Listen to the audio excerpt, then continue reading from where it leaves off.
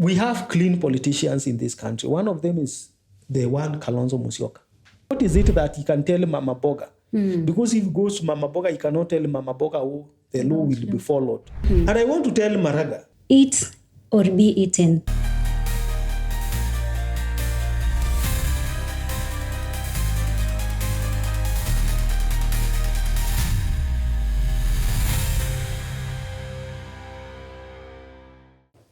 Hello there and welcome to the Political Oracle, a segment of the Talk Chat podcast. My name is Pendo Setim. And my name is Dr. Michael Ndonye. And before we go to what we're going to talk about today, let me offer you our political benediction. Robert Greene, in his book, The 33 Strategies of War, said that grand strategy is the art of looking beyond the present battle and calculating ahead. Yeah. Now, Daktari, this particular political benediction invites us into a conversation about David Maraga. Mm-hmm.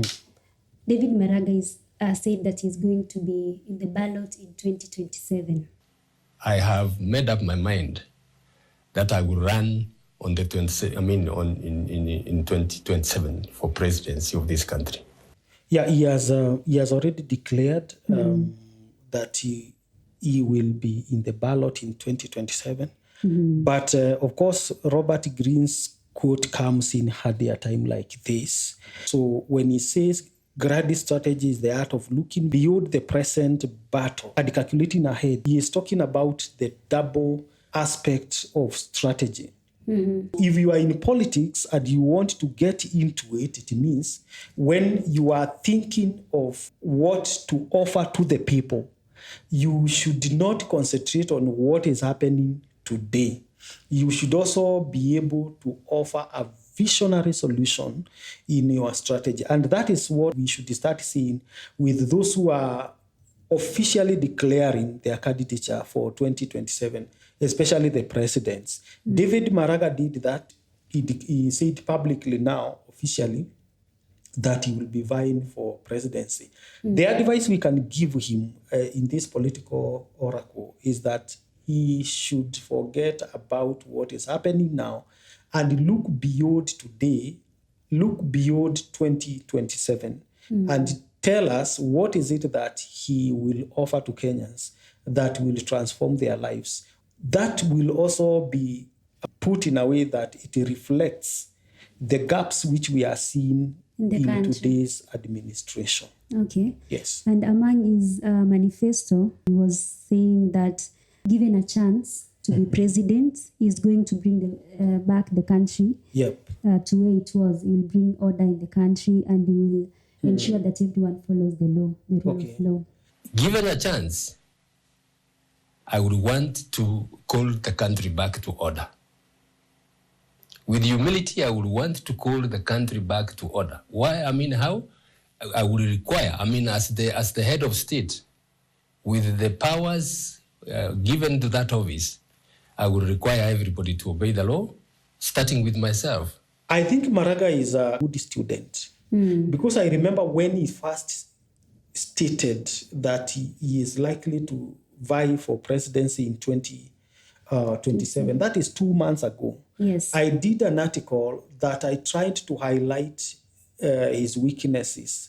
Of course, there are strengths, like Kenya is looking for a new person.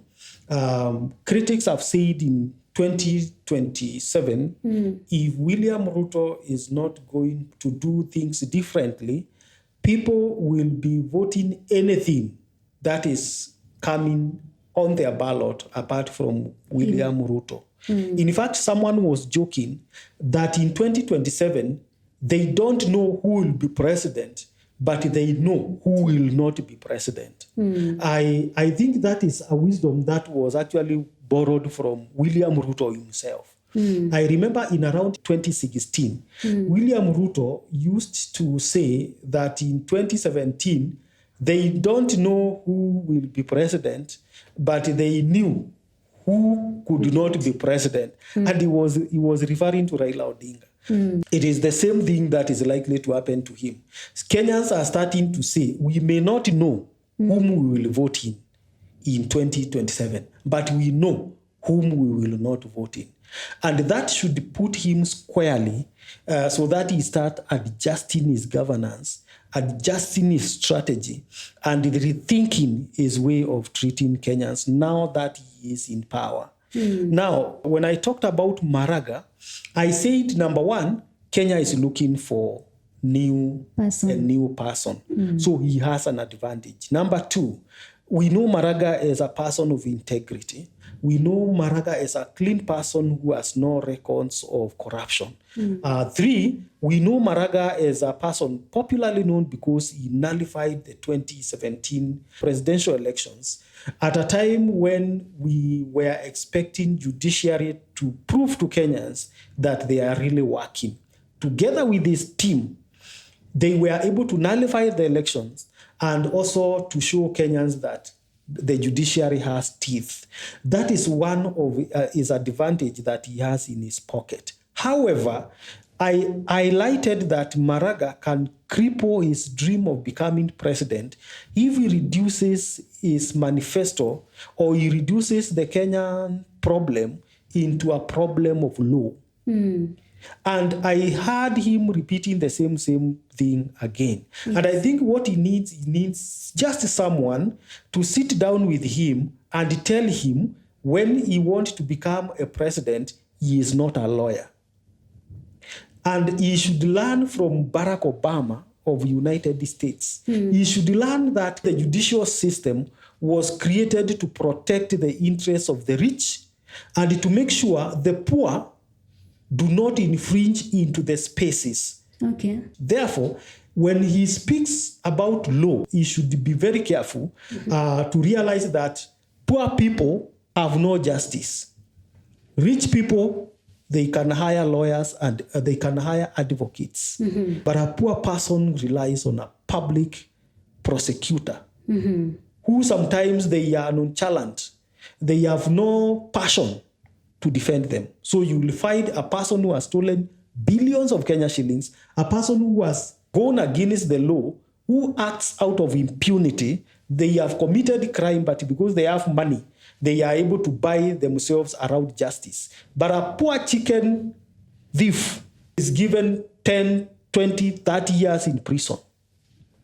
So law is not a very good strategy when it comes to selling himself to ordinary mwananchi. Gen Zs are not talking about law. Law is a very small fraction when it comes to political strategy.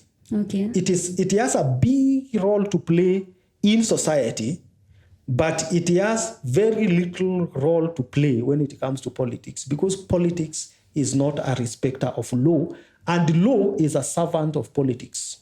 Okay. We are not where we are largely because the law is not being followed. They are suffering because there are people who actually are acting in ways that is against the oath of office that they were sworn in.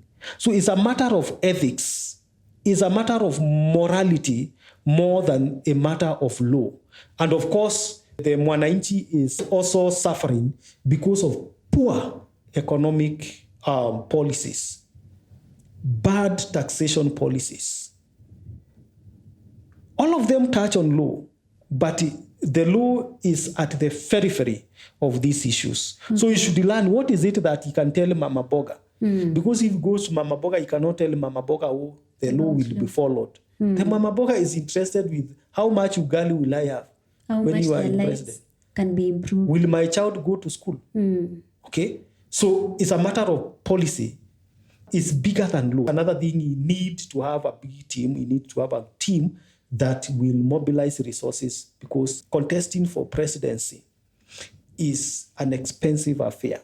He should now be talking about how is he going to raise money for presidency. Actually, he should win the war, not the battle. And wars are not won in the battlefield. Wars are won at the strategy level. Okay. I wish after this he will keep quiet and start mobilizing resources, because the people he is going to face, they have resources. And whether we like it or not, politics is driven by money. Money is a powerful tool when it comes to politics. We can talk about other things, but he must have money. He must have the resources to move around. Otherwise, he will end up being a fringe candidate. Okay. But I wish him well, and I know he has a chance. I know the Gen Zs can bring him on board. Of course, the other thing he should know, that his political network is going to be his political net worth. Whom is he collaborating with in this battle? Kenyans have many leaders. He should select carefully, but he must have leaders he's collaborating with at national level to endear him and to endorse him so that he is acceptable across the board. Okay. Yes. And you've mentioned the issue of money. Maraga said that he will ask Kenyans to fund him in his campaigns.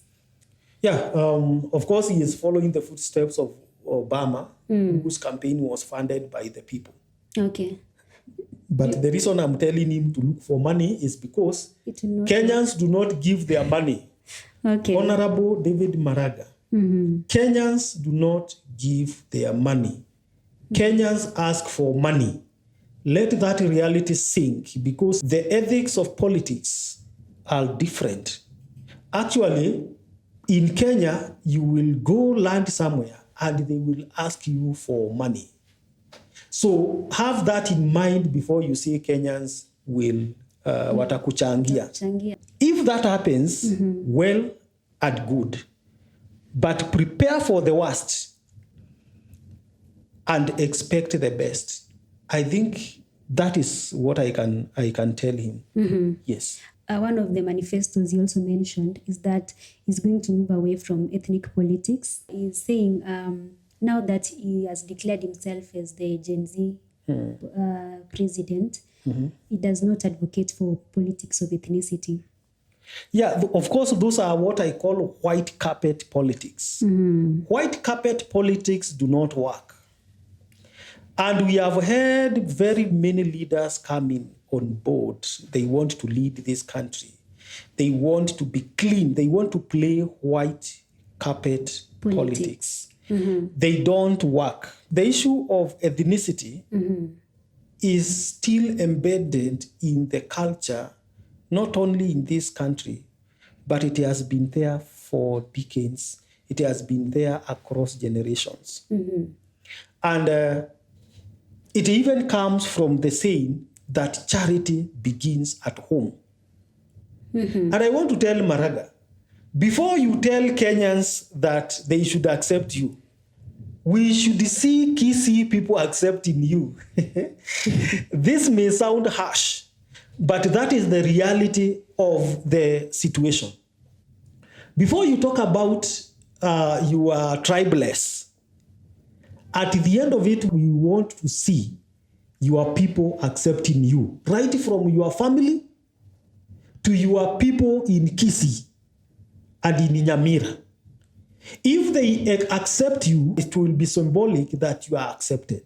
However few they are, but we should see Kisii people celebrating you. Unless we see them celebrating you, we can as well say, if you cannot be accepted in your community, how are you going to be accepted by other communities? I know Maraga is a Christian, a staunch Christian, a conservative Christian. He may want to say even Jesus Christ was not accepted in the place he was born, that he never did any miracle in his place, yet he is Jesus Christ. It is not the case in politics. In politics, you must be accepted right from your house. We have had politicians in this country who even their wives never voted for them. So David Maraga begin by convincing your family that you can be president. And when you are going around, let us see you with your family.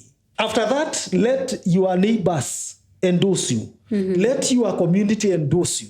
And then let Nyanza endorse you. Then come that way. And that is because that is what gives politicians power. When politicians are called kingpins, they are called kingpins because they are actually endorsed, they are crowned first by the people where they come from. So it is a good thing. I don't know what is going to come out of this generation because it's a generation of another tribe. But I can tell you, at the end of it, the issue of ethnicity cannot be wished away. And also, Maraga should not play the what I'm calling the white carpet politics. The white carpet politics is whereby you want to be elected because of your piousness. I am clean. In fact, let me tell you, we have clean politicians in this country. One of them is the one Kalonzo Musyoka. Very clean. In terms of corruption, no scandal. But I don't think Kalonzo can fight corruption. Okay. Yeah, I don't think he can fight corruption. Simply because he is not corrupt, it doesn't mean he can fight corruption. Maraga should show us that he can fight corruption. I know he is a strict person. Yeah. But being strict on the bench is different from being strict on the corridors of politics. Okay, they say politics is dirty. Politics is dirty, and those who play politics, they come with dirty hearts. He should be ready to fight with his clean hearts. The dirty politics. The dirty politics, the dirty people, voters, the colleagues, the system. He must be ready to be tough to do that. And he must be prepared. Okay. But is it possible for him? It is possible. David Maraga is a gentleman. He just needs his hand to be held. But also he should know that there is something we call the system and the deep state. Those are the people who sit in boardrooms and they make decisions on who to become president. Okay. Are they on his side? He should not ignore them. Okay. Yeah. Okay, Daktari. And also before we conclude, some critics are terming David Maraga as too calm to be fit for presidency. But others are saying Kibaki was also calm, but he was a good leader. We cannot discount the fact that Maraga is a gentleman. We may not see him insulting his competitors. He's first a Christian. He's a conservative Kenyan, which places him as a good leader. But now, when you bring in Kibaki, is actually what I am trying to tell Maraga. Kibaki became president not because he was calm. Kibaki became president because his kingmakers were not calm and they were noisy makers. And that is what I said, Maraga should collaborate because his network will save him. Will be his political net worth. Okay. So he should, if he wants to be president like Kibaki, he should remember who made Kibaki president. It was not Kibaki himself. Kibaki was made president by other politicians. Can Maraga find such kind of politicians to make him president? He should think about it. Okay. And that is why I said collaboration is very important for him. And we are expecting when he launches his political party, he will first of all amass a critical number of people that he can negotiate on the political table, because at the end of it, there are negotiations which are done. So politics is not straightforward. Politics is about strategy, it's about decision making, it's about giving, it's about taking. It's about eating, it's about being eaten. If you are not eating in politics, you are being eaten. That is the fact.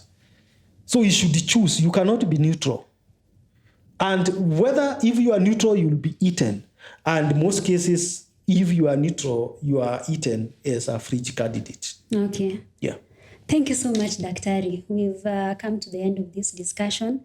And for David Maraga, as Daktari has said, eat or be eaten. Until we meet next time, Bye-bye.